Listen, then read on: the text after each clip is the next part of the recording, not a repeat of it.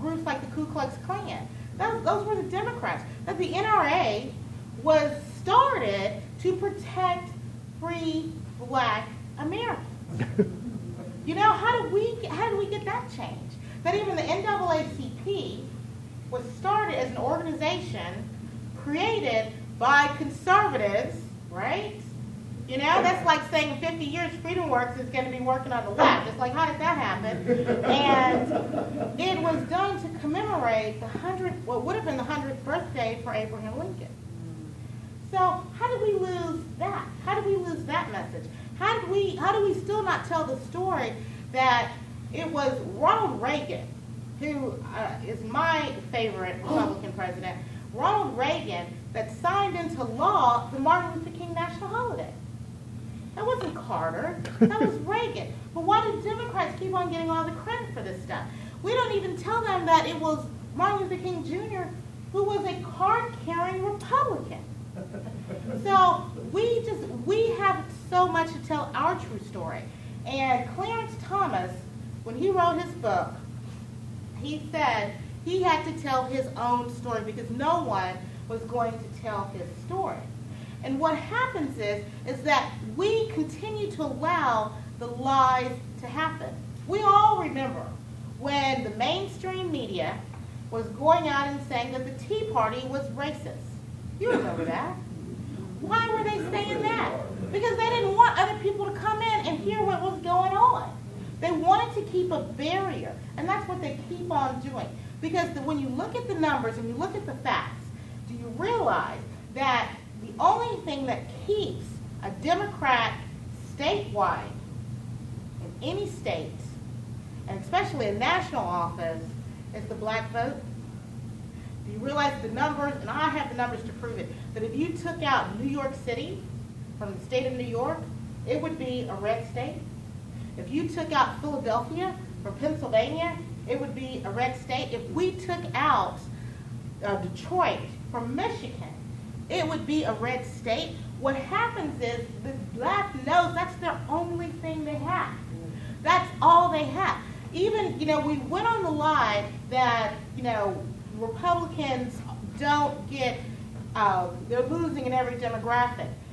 The lie is that the left is winning. They're not. Barack Obama in 2012 got less youth than he did in 2008. He also got less women. Remember how they were saying that Mitt Romney lost the women vote? The numbers show that he did not lose the women vote. He lost the black American women vote. He lost the Hispanic women vote. But the overall women vote, he didn't lose. So why are we continuing to allow these to keep on happening? We have to tell the truth. And the issue is that what is crazy is that the people who have supported Barack Obama the most, he has hurt the most. The problem of socialism is that it only benefits a small, minute group. That's what cronyism is about. And we allow the left to keep on acting as if they care about what happens, and they don't. They don't care about what happens to black America. And proof positive was what happened in February of 2012 when Barack Obama had the audacity to get on TV and on White House grounds and drag the corpse of a dead child named Trayvon Martin into the national stage. He did that not because he cared about Trayvon Martin. He did that because if he cared about the lives of young black men, he would be doing something about it, because those black men in Chicago are dying by the second. He did that because remember, Florida was the state to win. Remember that? Oh, if we don't get Florida, we don't get it. Also, he had to make Zimmerman, he destroyed 2 lives there, really more than 2. He had to make the narrative for Zimmerman into this angry white man. He couldn't even deal with the issue that his mother was Hispanic. He couldn't have that because that messed up the narrative. So he had to make him as this angry white man. They had to make Trayvon Martin as this choir boy. I mean, they had to play on those things. And he used that. He used that child. He didn't care. He could care less. It wasn't about the truth. It was about what was going to happen in November 2012. The same thing with Benghazi. Isn't it interesting that when they had someone come out and speak on Benghazi, Sheila Rice, the black woman, had to be the one to go on all of the stations and continue the lie. Because they do not want us to deal with the truth. And what happens is when we who are on the right, when color is mixed into it, we back off. There's a chapter in my book called White Guilt. And I promise you, white guilt is the most racist thing there is. And we do not stand for the actual truth. If we don't stop playing these silly games, we will be saying that we lost in 2014 and 2016, and we will keep on losing. What we have to do, what the left is doing, what they continue to do, is playing these division politics. It was on, we always say, or I always say that, Biden is an idiot. Of course, that doesn't mean that he's not an idiot, but he was scripted when he went to the NAACP and said that the Republicans are going to put y'all back in chains. Why did we not allow him to suffer the consequences for such hate speech? That is a horrific thing to say. Why did we allow him to do that? Because that's the game they play. But the thing is, there's a silver bullet to that game. And what we have to do, the first thing we have to do as Republicans and conservatives is stop playing their game. Their game will not benefit us. The continued divisions and all of that. When I was in Brown, Texas, and I was speaking to a group out there, and I was telling them, what we've got to do, there are three things that I beg everybody to do. The first is to truly, truly pray for this nation. Amen. And I don't mean just like when someone sneezes and you say, God bless you. No, I mean truly, sincerely, deeply, on point, in effort, and intentionally pray for this nation. Because for those who studied history, you know that during World War II, there were people who were praying around the clock. There was not a minute where prayer was not being, God, we weren't, petitioning God to save not just our country, but our world. And I believe that that's the reason why we won. So truly join me and us and others who are praying for our country. The second thing we must do is we've got to stop seeing each other as different. I am not a black American. And there's no such, and you're not a white American. And there are no Hispanic Americans. There's none of this. You're either an American or you're not. When Reagan saw me,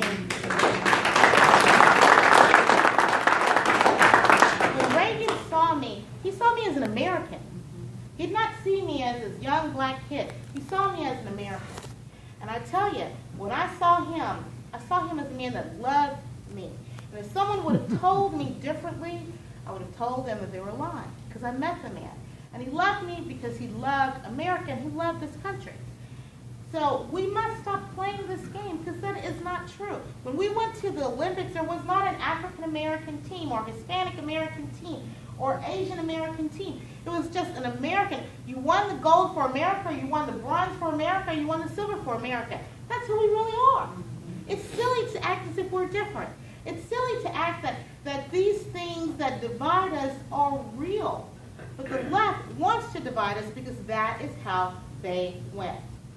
So from today on, and when you see someone and then when you have the conversation and they want to say that, well, you're just being racist, I always tell people to hand back to them and say, you know what?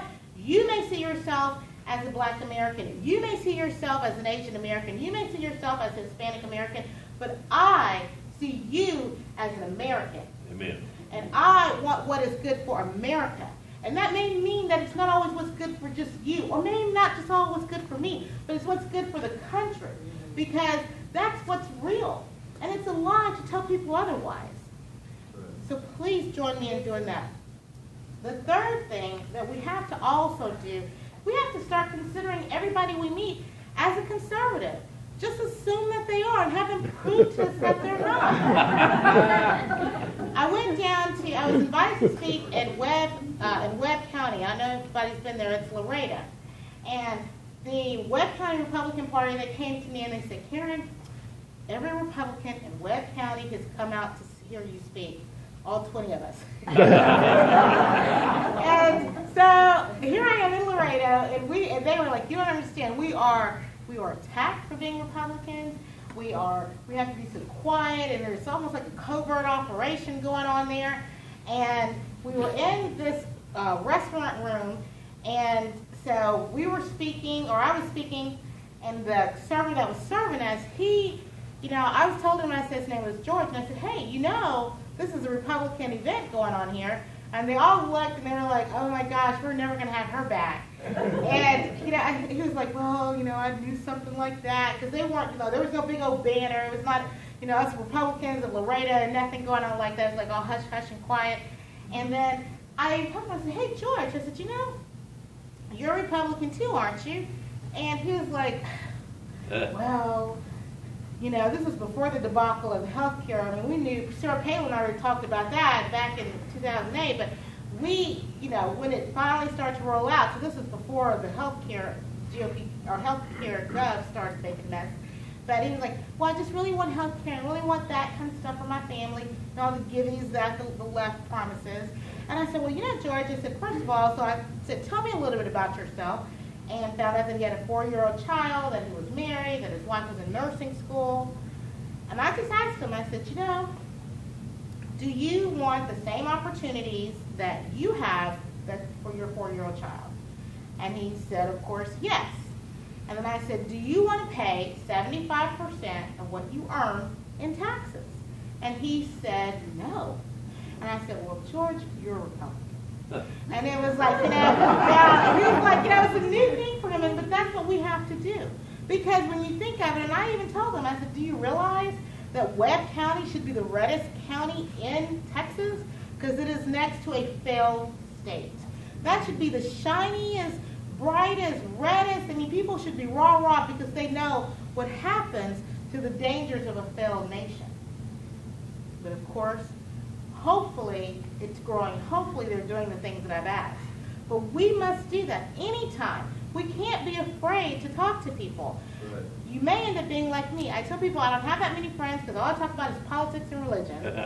But, I was telling her, I said, I was listening to Chuck Swindoll driving down here, and he was talking, and I don't know if you guys have heard him on the radio, he was talking about people who stand up for a cause.